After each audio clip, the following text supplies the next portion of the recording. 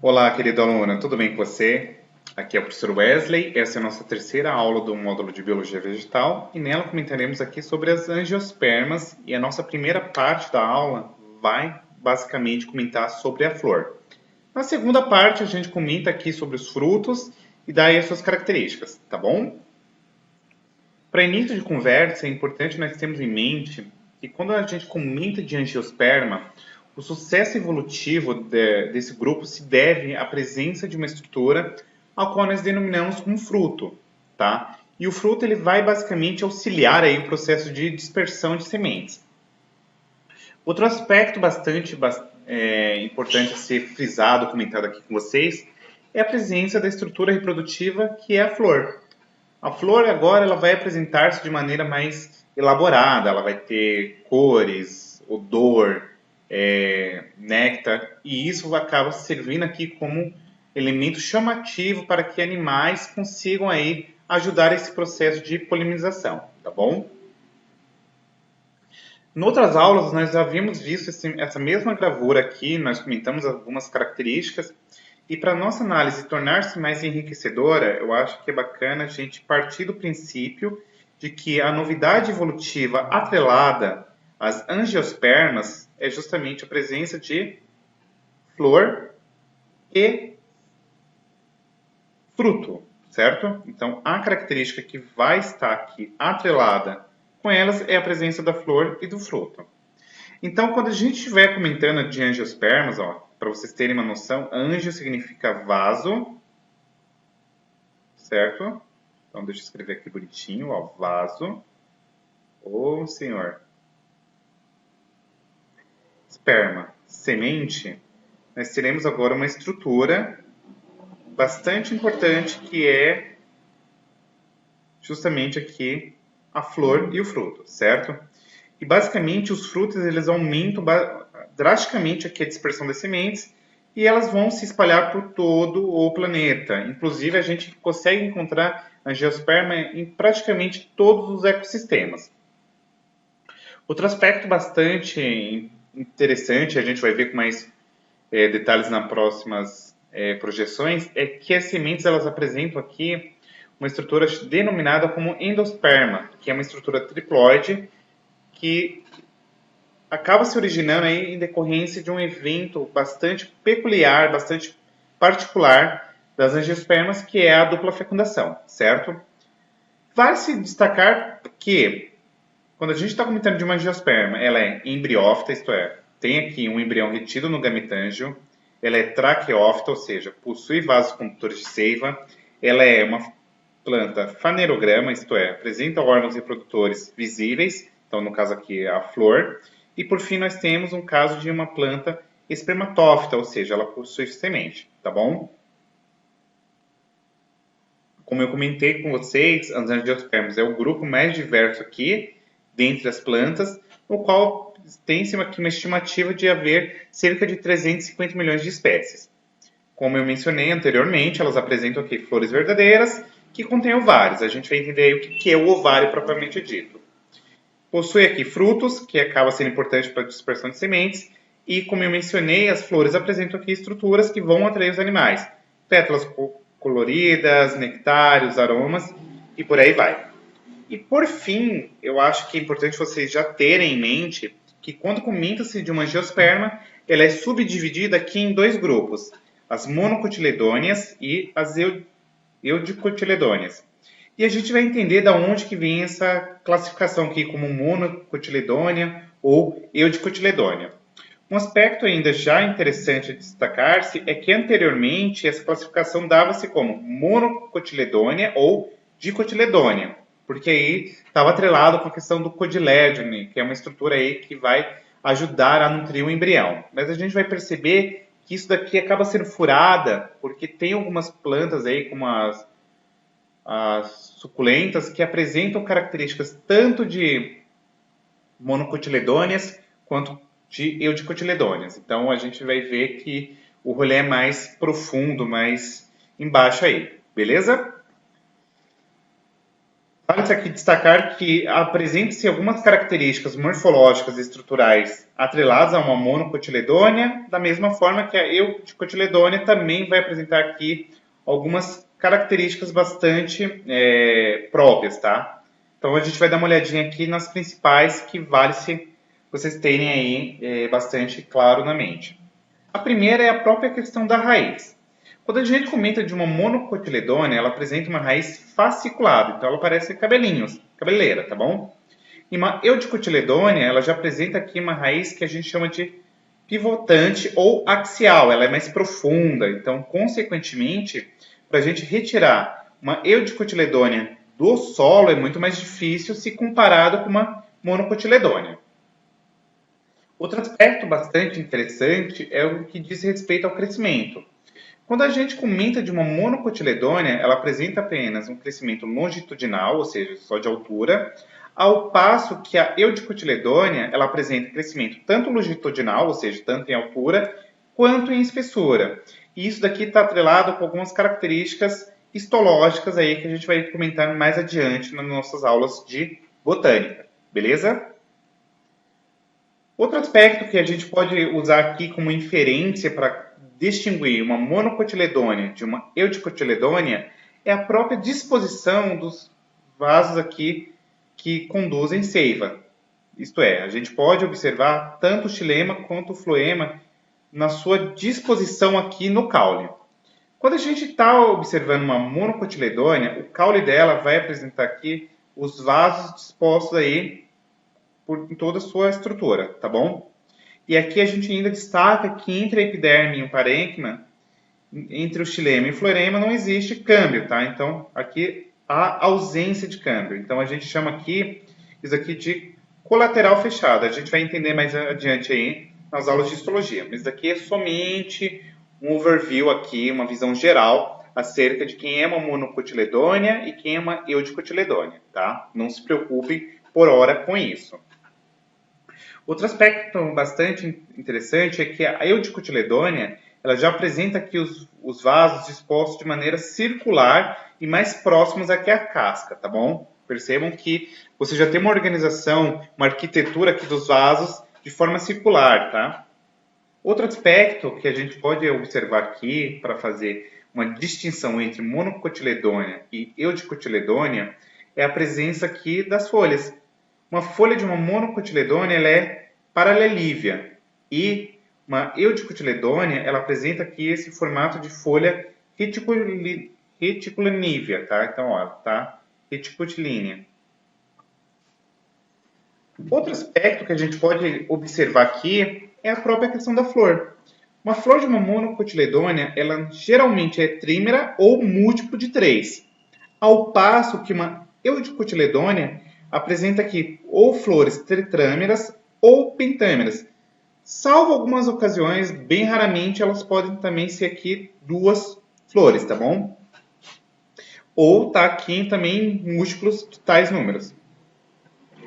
Além disso, outro aspecto, e aí é o mais importante, que vai definir quem é monocotiledônea ou eudicotiledônea, é quanto à presença de uma estrutura chamada codilédone, que nada mais é que uma estrutura que está no interior aqui da semente e tem como função nutrir um embrião, certo? Quando apresenta um único codilédone, ela vai ser monocotiledônea. Quando apresenta 2 codilédones, nós temos aqui um caso de eudicotiledônea, certo? Por fim, agora a gente adentra no mérito da estrutura da flor. A flor ela é composta aí por várias regiões. Ó, você tem o pedúnculo floral, o receptáculo floral, sépala, pétala, estame, carpelo e os vesticílios florais. E a gente vai entender aí o que é esse rolê. Vamos lá. O pedúnculo floral nada mais é do que uma haste que se fixa aqui a flor no seu ramo. O receptáculo floral é justamente a região da flor onde se insere aqui os elementos florais. Aqui temos a sépala, que nada mais é do que uma folha modificada estéril, geralmente ela é verde, e o conjunto de sépalas nós damos o nome de cálice. A pétala nada mais é do que uma folha modificada também estéril, mas em contrapartida ela é colorida e o conjunto de pétalas nós chamamos de corola. Por fim, o estame, que nada mais é do que um conjunto de filete e anteira, é uma folha modificada fértil, então, consequentemente, produz grãos de pólen. E o conjunto de estames nós denominaremos como androceu, que nada mais é do que a estrutura, então deixa eu escrever aqui, estrutura reprodutiva masculina, certo? Nós temos aqui também o carpelo, ou também chamado de pistilo, que nada mais é do que o estigma, estilete e ovário, que são basicamente uma folha fértil formadora dos óvulos, e o conjunto de pestilos vai formar o gimenosceu, que nada mais é do que a estrutura reprodutiva feminina. Certo? Por fim, nós temos aqui os vesticílios florais, que nada mais são do que o conjunto de todas as folhas modificadas. Então, entra-se aqui o androceu, o gineceu, o corola e o cálice. Vale aqui ainda fazer uma pequena pontuação, que eu acho que pode ser aí alvo de debate no exame vestibular, que é quanto o aspecto que está atrelado com o androceu e o gineceu. Quando a gente tem uma planta que ela apresenta tanto o gineceu quanto o androceu, então eu vou fazer aqui o rodapé. Se ela apresenta androceu e gineceu conjuntamente, nós temos aqui um caso de uma planta que nós denominamos como monoclina, ou seja, ela apresenta ambas estruturas reprodutivas, certo? E contrapartida, quando as flores são diclinas, então vamos escrever aqui o segundo nome, diclinas, e aqui é um N, tá, pessoal? É monoclina, perdão. Nós temos aqui flores com somente uma estrutura reprodutiva, tá bom? Ou vai ser androceu, ou vai ser gimeniceu. Então, eu acho que é bacana vocês colocarem esse rodapé aí no caderno de vocês, certo? Um aspecto bacana ainda de comentar-se aqui, que a gente está falando do carpelo, né?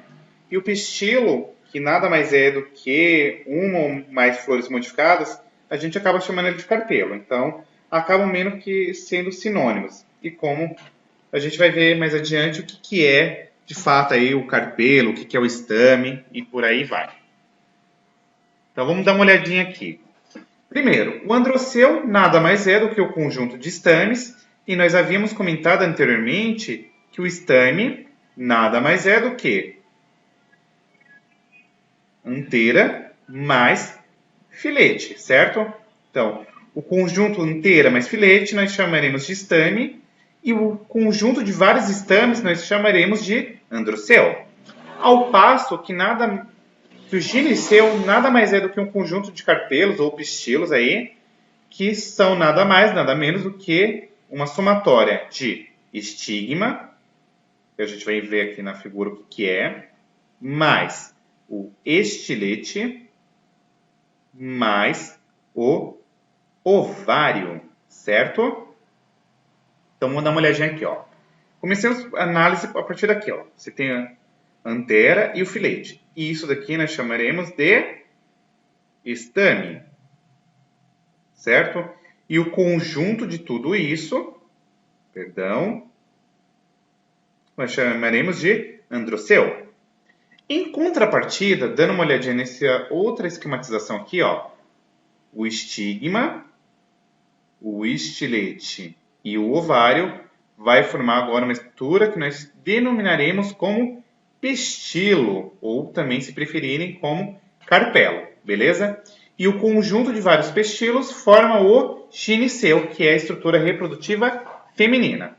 A planta ela pode apresentar tanto androceu quanto gimeniceu conjuntamente, Então, aqui nós temos um caso de uma planta que nós denominaremos como monoclina, ou ela pode apresentar androceu e geminiceu separados aí, que é um caso de plantas diclinas, tá?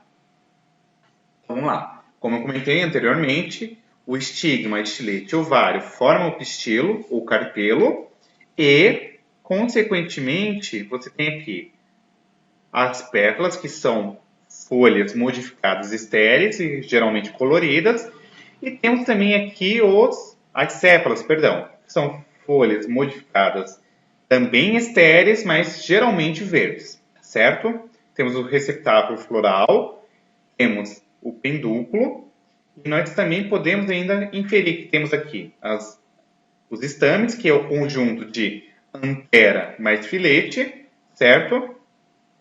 E a gente tem agora o periátrio, que é o cálice mais a corola. A lembrar-se aí, nós já comentamos anteriormente quem é o cálice e quem é a corola. E temos as tépalas, que nada mais são do que sépalas e pétalas de mesmo tamanho e cor, certo? Temos aqui, ó, o estigma, novamente, o estilete e, por fim, o ovário. Aqui eu já observo o androceu, formado pela antera e pelo filete. Então, ó, só para enfatizar novamente e deixar tudo claro. O conjunto estigma, estilete e ovário nós chamaremos de pistilo, e o pistilo vai formar o gineceu, que é a estrutura reprodutiva feminina, certo? Antera mais filete formam o estame, e o conjunto de estame vai dar origem aqui ao androceu, beleza? Como que é formado agora o grão de pólen? Se a gente pegar aqui a antera e fizer um corte transversal nela, a gente vai perceber que dentro dela temos uma célula-mãe que vai entrar em processo de meiose. A lembrar-se, a meiose é um processo reducional e geralmente a gente pode representá-la aí com a letra de Rzão, exclamação, certo? A célula-mãe ela passa aqui pelo processo de meiose e vai formar agora os microesporos, que são pequenininhos, diminutos, né? E esses microesporos eles vão formar os grãos de pólen. A saber se dentro do grão de pólen nós temos a célula vegetativa e a célula geradora. E isso, na hora que o grão de pólen fica adulto, vai formar o tubo polímico e temos aqui as células espermáticas, tá bom? Já pensando na questão do óvulo, como que acontece o rolê aqui, gurizada? Ó, dentro do ovário eu tenho o óvulo, e o óvulo apresenta aqui a célula-mãe que vai originar o megásporo, né? E passando por um processo de divisão reducional, tu forma aqui os megásporos, só que nós precisamos aqui destacar que nesse processo de meiose, 3 células se degeneram, ou seja, elas, goodbye my dear, não existem, tá? Elas se degeneram. Em contrapartida, uma dessas células que sobreviveu, sobrou aqui desse processo, ela começa a se desenvolver. Então, agora vai ser um megásporo funcional, certo? Esse megásporo funcional aqui, que é haploide, ele vai passar por sucessivas mitoses, geralmente são 3, e vai formar aqui estruturas dentro do óvulo, que nada mais são do que os núcleos polares, as células antípodas, nós temos a oosfera e temos as células cinétides. A gente vai olhar isso daqui várias vezes para tornar bem clara a nossa análise, tá? Então vamos lá, como que é o processo de fecundação? Nós temos aqui uma planta hermafrodita, esse termo eu não gosto de utilizar, então nós falaremos que trata-se aqui de uma planta, o quê? Monoicla, monoclina, ou seja, apresenta tanto androceu quanto geminiceu, certo? Então vamos dar uma olhadinha nesse primeiro aqui, ó. No androceu nós temos a antera, e na antera vai haver a formação de microesporos que vão transformar-se nos grãos de pólen, e esse grão de pólen na sua fase adulta vai ter o tubo polímico e temos aqui as células espermáticas, certo? Em contrapartida, o gineceu, temos aqui o óvulo, que vai formar aqui os núcleos polares, a oosfera, as células cinégides e as antotipas, tá? A sacada que eu quero que vocês deem uma olhada em especial é que, no caso das angiospermas, eu já vou até colocar aqui, ó, ocorre dupla fecundação. E a saber-se, meus amores, o processo de dupla fecundação nada mais é do que um evento que vai acontecer, ó, primeiro, entre a oosfera, que é uma célula haploide, mais célula espermática, que vai formar o embrião, certo?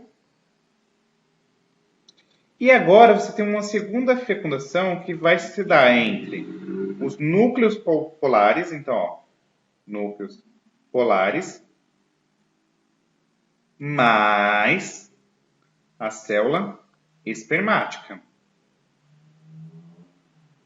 E isso vai originar o endosperma. E olha que doideira. O embrião ele vai ser uma célula diploide, 2N. O endosperma é uma célula triploide, ou seja, 3N, tá bom? Outra representação aqui para ficar fácil a nossa análise, ó. É mais do mesmo do que a gente havia comentado, tá? Então aqui uma outra esquematização para vocês conseguirem observar toda essa dinâmica do processo do ciclo reprodutivo em angiospermas. E eu queria destacar que a reprodução em angiospermas ela vai se dar dessa maneira, ó. Então nós temos a estrutura masculina, que nada mais é do que o androceu, que é o conjunto de estames. A lembrar-se, o estame nada mais é do que um conjunto formado pelo filete. Nós temos o conectivo, mas geralmente não comenta-se disso. E antera, tá? Que dentro da antera tem aqui as células mães dos esporos, que é diploide, que passa por um processo de meiose, formando um micrósporo, e esse micrósporo vai dar origem aqui ao grão de pólen, tá? Além disso, nós temos aqui a formação do tubo polímico. Como que se dá esse rolê? Dentro daqui da antera, nós temos um microesporócito, que é 2N, passa pelo processo de meiose e forma aqui 4 micósporos, tá? Essas estruturas vão formar o grão de pólen. Então, você tem aqui a célula geradora, e a partir disso nós vamos ter as células as células espermáticas, nós temos aqui as células vegetativas, e você vai ter células aqui que vão dar origem ao tubo polímico. A lembrar-se aqui, o tubo polímico é uma estrutura que vai viabilizar com que haja aqui a condução das células espermáticas para acontecer o processo de fertilização, beleza? Além disso, nós temos aqui a formação do saco embrionário. Então, novamente, a gente volta lá agora para o gineceu. O gineceu, como havia mencionado a vocês, ele é constituído pelo estigma, estilete e ovário. Dentro do ovário, nós temos o óvulo, a saber-se, dentro do óvulo você tem a célula-mãe formadora do megásporo, que passa pela meiose, no qual você vai ter apenas o desenvolvimento de um megásporo e 3 células sofrem um processo de degeneração, ao passo que, diante disso, nós teremos agora um núcleo haploide do megásporo, e esse núcleo haploide, amores, ele vai passando ó, por uma mitose, 2 mitoses, 3 mitoses. Ao término da terceira mitose, nós teremos agora algumas estruturas. Ó. Nós teremos as antípodas, que são haploides. Nós temos os núcleos polares aqui, que são também haploides. Temos a oosfera, que é haploide, e as cinégides, que também são haploides. E além disso, nós temos o saco embrionário, que nada mais é do que o gametófito feminino, certo? Por fim, vale ainda nós sabemos que nas angiospermas acontece um processo de polinização. E esse processo de polinização, diferentemente das gimnospermas, ele acaba sendo muito mais elaborado, ele é mais rico, né? Ó, você tem polinização pelo vento, que é o caso daqui da anemofilia, que a gente já viu lá nas gimnospermas, mas agora você tem polinização por animais. Então, ó, você tem entomofilia, ornitofilia, quiropterofilia e por aí vai, tá? Aqui tem algumas características que vão caracterizar esses processos. Então, ó, a presença de néctar, a presença de pólen, a presença de corola vistosa, a questão de odor, tudo isso acaba sendo bastante interessante nesse processo de polimerização nas angiospermas. Por fim, nós temos ainda que nas angiospermas, como eu falei para vocês, acontece o processo de dupla fecundação. Sei que parece muito repetitivo o que eu estou falando, mas isso daqui é intencional para que vocês consigam compreender com mais facilidade olhando aí diversas figuras, tá?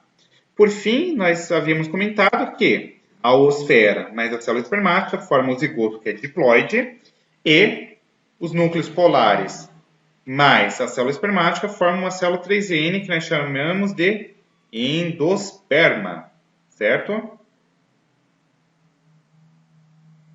E é uma característica aqui exclusiva de angiospermas. Então, deixa eu escrever aqui novamente para vocês anotarem aí. Endosperma. E aí, ó, tem aqui uma outra esquematização do ciclo reprodutivo, para que vocês consigam olhar aí a dinâmica do processo. E aqui tem uma outra figurinha bem didática, um mapa mental, que consegue mostrar para vocês todo esse processo, tá bom? Por fim, nós temos aqui que a dupla fecundação vai originar o fruto.